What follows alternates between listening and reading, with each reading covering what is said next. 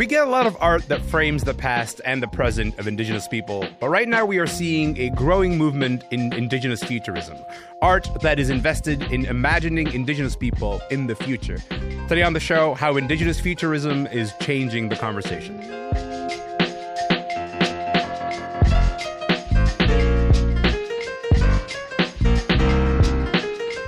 I'm Alamin Abdul Mahmoud. This is Commotion. Look, I think maybe the best place to start is here. It's red future, and nothing here is new to us. We've been on the rise from our births to our funerals. Future ancestors, my people so beautiful. This movement, the real front line to the studio. Look at your reflection, tell me what you see. Your future's in the mirror, nothing coming in between us. Now I'm praying on my knees for my nephews and my nieces. Man, we always had the vision, you're the ones who wouldn't see. A bit of Snotty Nose Res Kids. That track is called Red Future from their album of the same name. As that title suggests, it is a record that is very much rooted in the philosophy known as Indigenous Futurism. If you're not familiar with the phrase, let me just catch you up really quickly. Indigenous Futurism is a broad umbrella term for music and film and art and literature that comes as a challenge. You're maybe familiar with how Indigenous people are commonly portrayed in books or movies or TV shows or any art where ideas and philosophies are situated in the past. Indigenous Futurism is here to sort of challenge that. It is a movement where teachings and perspectives have a critical role to play in creating a better world for the next generation. Today on the podcast, we've got three creators who incorporated ideas of Indigenous Futurism into their work, and Marek Tyler is one of them. And Marek, the last time that you were on the show, I'm going to kick it off with you because the last time you were on the show, you said, you know what, can we introduce ourselves? Can we just set this table by telling everyone our story and where we're from? So I want to start with you, Marek. Do you want to go first? Yeah, specifically, it's the first time I've met Susan and Wob, so I just wanted to say, Tanse, Marek Tyler Natiga son. Marek Tyler is my name. I live here in the Musqueam, Skagit, here in Treaty 6 territory. My father is Rod Tyler from Regina, Saskatchewan. My mother is Linda Young from Onion Lake First Nation. It's really nice to meet you all. Nice to meet you. Thanks for coming back on the show, Marek. Waubgeshig Rice, maybe I'll go to you next. Do you want to set the table and introduce yourself? Oh, miigwech almin. Bonjour, Waubgeshig Indigenous Makwat Ndodem, Wasak Sing Ndonjaba, Megwa and Swakmak Dida, Nishnabe Minwa Jangna Shandao. Hi, my name is Waubgeshig Rice. I'm a member of the Bear Clan of the Nishnabek of Wasaksing. I currently live in Sudbury, Ontario, and I'm of Nishnabé and settler descent. And just very honored to be here with y'all to chat about this interesting topic. And Susan, last but not least, over to you. Ani Bojo, Mekanaknin Dodem, Nananigune Biknindigo, Susan Blight, Indigenous Shagana, Shiwana Kazoyan, Kuchiching and Donji, Minoa, Toronto, and Indigita, Nungum. My English name is Susan Blight. I'm a citizen of the Anishinaabe Nation of Treaty Number 3, a band member at Kuchiching First Nation, where my mom comes from. And I specifically come from the Morso and Morson families of Treaty 3, my dad's grandmother from Big Grassy First Nation. And I'm an artist now living in Toronto. So I'm glad that you're all here because you all represent different parts of the arts spectrum. Like Susan, you're a visual artist. Marek, you're a musician. And Wob, you are a novelist. And you guys do different work that is intersecting with this idea of Indigenous Futurism. So that's where we're going to go. But Susan, if I could maybe start with you, Indigenous Futurism isn't exactly a new concept. Can you just tell us a little bit about its history and how it's sort of proliferated Indigenous art? Yeah, well, I think the term originated with Dr. Grace Dylon, who's an Anishinaabe scholar, in a book called, I think the book's called Walking the Clouds. It's an anthology of Indigenous sort of science fiction. So that's where the term originated. And Dr. Grace Dylon notes as well that Indigenous Futurism owes a huge debt to Afrofuturism, right? Like that's something that is acknowledged as well. But as you mentioned, it's a really broad movement that encompasses video games, visual art, films, music, a broad spectrum of art forms, and primarily artists sort of looking to re-envision the future of Indigenous peoples. And I think pushing back against mainstream science fiction and speculative fiction, which often either completely ignores Indigenous presence or relies on certain tropes that have been harmful or weaponized against us. When we think about like the context of the coining of that phrase, it initially should refer to it as Indigenous Futurisms in plural. What do you think of the significance of that little s at the end of futurisms there? I think it's really significant. I think it broadens the movement out. First of all, being sort of consciously not defined is really important, but I think it also space for tribal or nation specificity, which in and of itself is an act of resistance, in this climate of really pan-Indigenous approaches to things. That specificity is something that allows us to really dig into and dig deep into our own nation's cosmologies and ways of knowing and being, and bringing those to the surface through art forms. I know folks are listening to this conversation, but if you were watching this conversation, you'd get to see Wob, you get to see Marek sort of nodding along as you sort of speak about the idea of Indigenous Futurism. I want to go over to you, Wob. What does the term Indigenous Futurism mean to you in terms of how it shaped your practice as you write?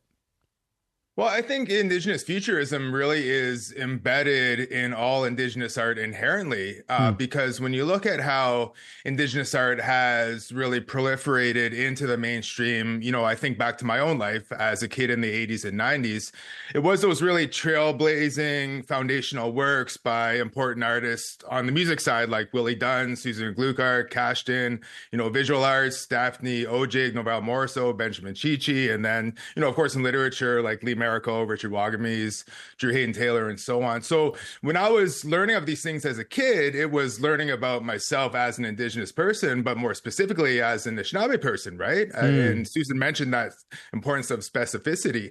So I think when you're taking elements from the past and using tools of the present and informing readers, viewers, listeners alike, even kids like me in the 80s and 90s, that really helped me envision a future for myself. It empowered me to sort of work on those skills on my own and then imagine a future because, all of our cultures, all of our language, all of our art forms were either outlawed or suppressed by the state or Canadian society in general.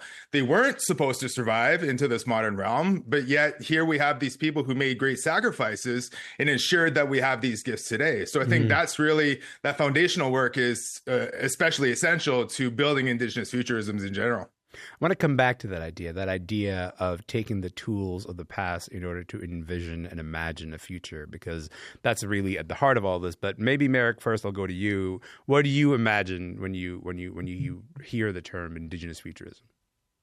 Kind of old and new at the same time. Like, if we hadn't been colonized, where would we be? How empowered would we be, and how empowered are we becoming now? Because these conversations are happening. This art is happening. I love the fact that it's becoming normalized. The way that we opened up today's conversation, being able to speak in our languages, it felt wonderful because it's becoming normalized. We're not being othered for speaking our language. And for me, that is what I'm getting very excited about. Like, I think actually here, check this out. I know that we're on Radioland, but like I brought a, like, this is such a wonderful book. It's Tell people what you're holding. It's such a big, beautiful book. Yes. It's the Memoirs of Miss Chief Eagle Testicle, Volume 1. Which is Kent Monkman's. Yeah, go ahead. Yeah. Now, the reason I love this book, and I only just got it this summer, was because it normalized a story for me. It normalized our origin stories. It normalized a perspective that is not my own, and it started sharing our language in both English and in Nehiweowen, our words. So for me, our knowledge systems are being utilized in art, and it was such an impactful book. And now I go back to it. I flip to the back of the book where the glossary is, and I start looking up words. Oh, how did Kent use these? Oh, that's really wild. So for me, it's not. I think art a lot of the times can fall into the, as Susan said earlier, the trope of in this case trauma porn. And this book and what I'm seeing in the art around us, it's moving beyond that and looking at what the future could be, how being empowered as an Indigenous person can be. And that's very exciting to me. I'm really excited by that explanation that you just gave, because Susan, that's sort of what's at the heart and the crux of Indigenous Futurism, right? Is like this idea of there's been this long history of art that has mostly framed Indigenous people in the past and mostly framed Indigenous teachings and principles as something that sort of exists in the past. We're familiar with those. Those are the tropes that people have consumed. But the revolution here, the push here, is trying to say, what happens if these teachings sort of persist? What happens if these teachings sort of occupy a larger space than they've been allowed to occupy? Are we allowed to sort of imagine what that world looks like? Because I think like when people hear the word futurism, they imagine maybe like robots or spaceships or advanced technology. That's maybe sometimes what we're talking about, but not necessarily. What does the term in futurism really mean in an Indigenous context, you think? Well, I think, as I mentioned before, like it is somewhat undefined so that artists can make of it what they want. But I think, you mentioned this idea of of spaceships and like a certain way of thinking about futurism. But if we look at the majority, I would say, of Indigenous nations on Turtle Island, all of them seem to have within their worldview some concept of nonlinear time, right? Where rather than looking at time as a chronology, past, present, and future, and in what direction, you're sort of thinking about time not as a constant, but as a variable, where the past, present, and future are constantly sort of interacting, and that there's ways to travel back and forth. Like things are actually coded in the Anishinaabe language. When we take a word like, and I think Waubgeshig would know this as well, like when you take a word like Anakobajigan, which can mean a great grandchild, but it can also mean great grandparent, right? Right there within our language is coded this sort of sense of time as something that can be traversed back and forth, but across 7 generations, for instance. So, yeah. I love that conception. Well, maybe I'll put this to you. You've written 2 best-selling novels. You've written Moon of the Crusted Snow and his sequel, Moon of the Turning Leaves, from last year, and that focuses on an Anishinaabe community in Northern Ontario struggling to survive. That's after this cataclysmic event wipes out the power grid. Your work has been described as post-apocalyptic and dystopian, but how do you sort of weave in those ideas, the idea that it's post-apocalyptic, also with this notion that it's hopeful and Indigenous futurism right into that framework, into the same work? Yeah, I'm glad you brought up genre. I accept the silo of post-apocalyptic / dystopian literature. I'm fine with it being marketed that way. I've used those terms too, but I see these stories more of like a post-state kind of view of the future, or a post-technological or post-urban, or maybe even a pre-regenerative look at how life can be for Indigenous people after a potential collapse. And the reality is this is spoken widely and has been for generations, that Indigenous people are already apocalypse survivors in many different ways. And I think the fact that we're able to build towards a future, especially in art, speaks to that resilience of holding on to these very precious and sacred things, despite them being forbidden, despite our ancestors being brutalized just for speaking them or performing them or holding on to them, right? So to be able to put that in literature, for me, has been a great privilege and a great honor to, I think, contextualize our history and also provide the, I think, knowledge and tools to readers or anybody else who's discussing it that, we owe what we have now to the ancestors of the past, obviously, but we've been liberated by art. We've been liberated also in some way by these cataclysms to be ourselves, right? And, my stories imagine a total wipeout and then hitting the reset button and starting over, which, I may not be best suited to survive at this point as a city guy, but, it's still interesting and I think intriguing to imagine what the future could hold for us, rooted in our teachings and in our identities. It's not going to be lost on a bunch of people listening to this that Indigenous futurism sort of has echoes and a relationship with Afrofuturism, which is, of course, an artistic movement that was trying to do the same thing, right? Like when Afrofuturism was sort of coined,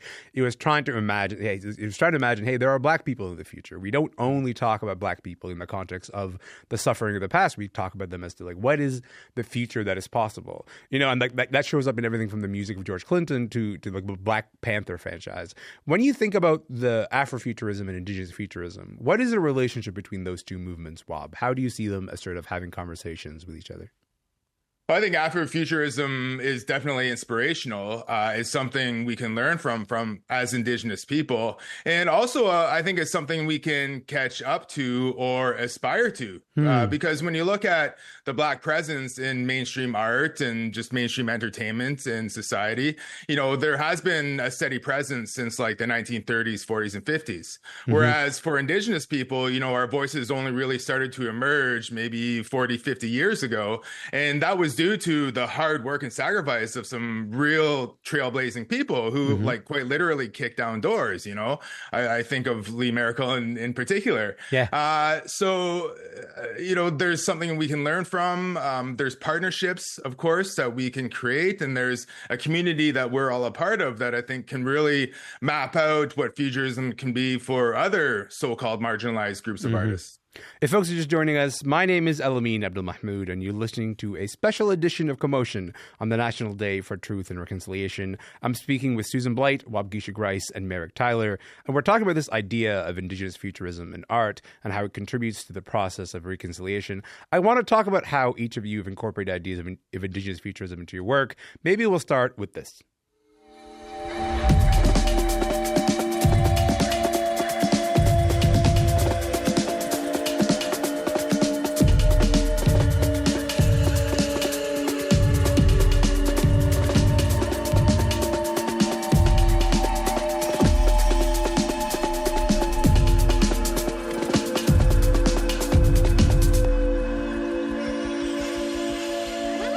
If you saw somebody dancing on the screen here, that is some new music by Asko. That is also my guest, Marek Tyler. Marek, that is you, man. That is your music. That's your artist name. I want to talk about that track, but I also want to talk about your work, because we're talking a little bit about how the concept of time in Indigenous culture is untethered from these concepts of past, present, and future.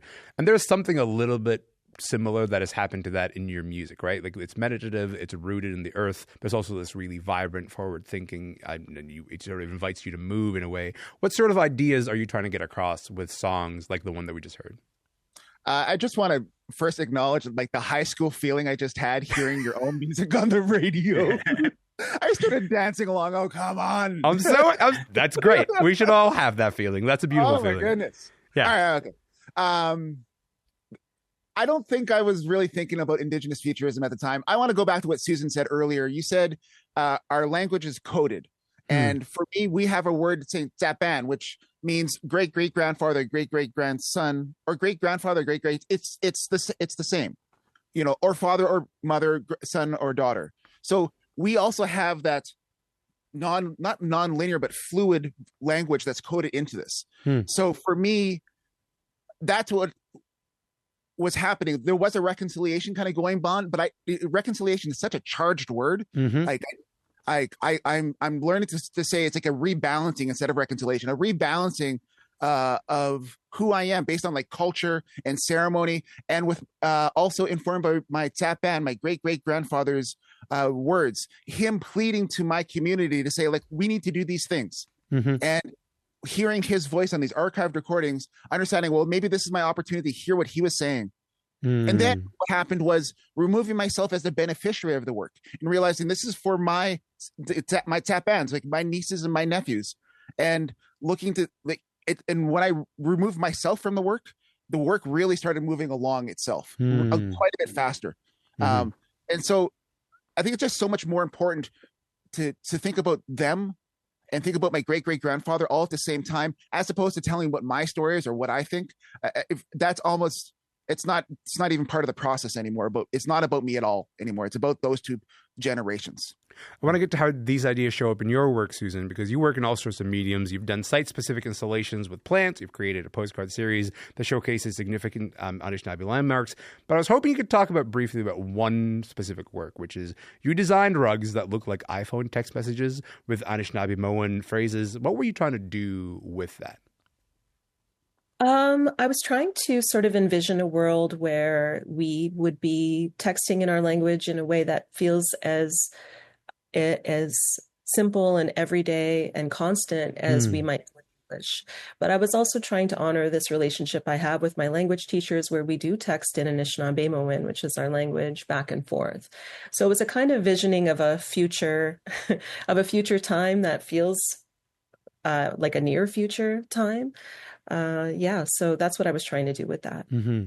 Well, when you think about this idea of change and looking forward, and we're sort of hearing a bit of fluidity with time, and I'm really liking that the way they're sort of coalescing around that idea. How do you think Indigenous Futurism can be maybe a practical tool for lighting the path forward right now?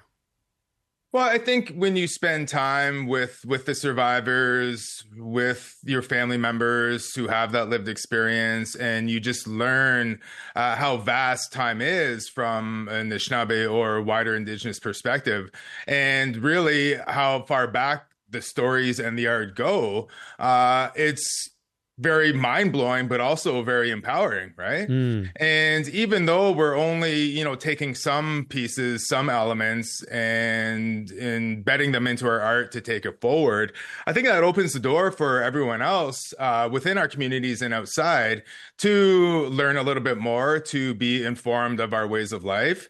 And, it can be as straightforward as, having just some words of our language in whatever art we're producing, or some of those ancient sacred melodies or beats. And then from there, like that sort of helps create that wider awareness, but also celebrate the beauty of what we've been celebrating for so long, even when our ancestors were forbidden from doing so, right? And I think that helps like a true future just become imagined and really celebrated, and something that's really exciting. So I'm really excited, especially for like younger generations, my kids in general, who are growing up with this strong presence in mainstream art, thanks to the people that came before us. I like that answer so much that I want to ask you to the other two of you, which is, how do you imagine Indigenous Futurism being sort of a practical tool in this moment right now? Maybe I'll go to you, Susan, and then Marek after that. Susan first. Yeah, I think most social or political movements involve the imagination in some fashion. We have to be able to dream big And I think there is something here also about pushing back against sort of structures that feel limiting, dreaming beyond those structures of settler colonialism into a world that feels abundant and like we can thrive. So I would say the oftentimes we sort of place the imagination separate from political organizing or resistance movements or movement spaces, but it's actually very interconnected and has been. Yeah. Being invited into that space of abundance is just one of the greatest feelings. I'm really grateful for that. So thank you so much for that answer. Marek, last word to you, pal. What do you got? Well, I think art allows us, like every one of us on this conversation, but everyone at community level, to start challenging our status quo. Like it allows us to challenge the status quo of our relationship with Indigenous people and non-Indigenous people, that Wakotuan, that shared history and shared future all at the same time. I think that's really important on the art side. The TRC Day is a symbolic gesture. It's really easy to do, and people will tokenize it because it's the easiest thing to do. But the other 364 days of the year, artists, we work our butts off so that we can present work to our community that we can be proud of and to challenge all of us. And I think that's what's really important, what Susan's doing, what Waub's doing, what Kent Monkman's doing, and what the next generation are doing, is they're doing exactly that. They're challenging the status quo. They're demanding a seat at the table. And that is very, very exciting for me. They're the next voice, and it's happening right now. I think that is a perfect place to leave it. I'm really grateful for your time, for your energy, for your thoughts. You guys are terrific. Thanks for being on the show today. Thank you so much. Hey. Miigwech, thank you. What a panel that was. Waubgeshig Rice is an Anishinaabe author from the Wissahickon First Nation. Susan Blight is an Anishinaabe visual artist and filmmaker from Couchiching First Nation. And Marek Tyler is a musician of Nehiyah and Scottish descent from Treaty 6 territory. His current project, Osco, has a new self-titled album that is out right now.